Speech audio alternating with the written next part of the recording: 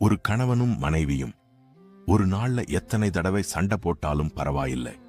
ஆனா ஒரு நாள் கூட ஒருத்தர் இழக்க நினைக்க கூடாது.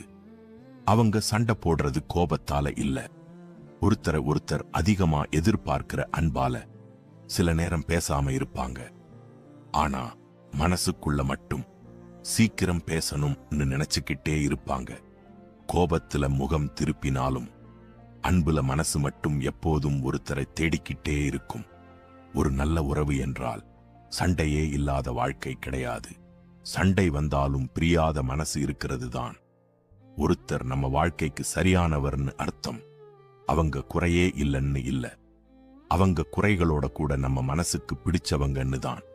அழகான முகம் சில காலம்தான், ஆனா புரிஞ்சுக்கிற மனசு இருந்தா அந்த உறவு வாழ்க்கை முழுக்க அழகாயிருக்கும். காதல் என்பது வார்த்தைகள்ல மட்டும் இல்லை, கஷ்டமான நேரத்துல கூட நான் இருக்கேன்னு துணையா நிற்பதுல இருக்கு. ஒரு நல்ல துணைன்னா சந்தோஷத்தை மட்டும் பகிர்றவர் இல்ல, நம்ம கண்ணீரையும் புரிஞ்சுக்கிறவர்.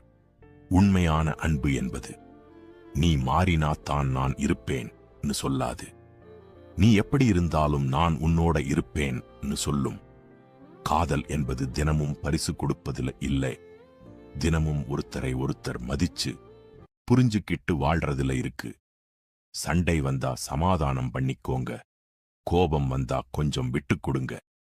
ஆனா அன்பு இருக்கிற இடத்துல பிரிவுக்கு மட்டும் இடம் கொடுக்காதீங்க.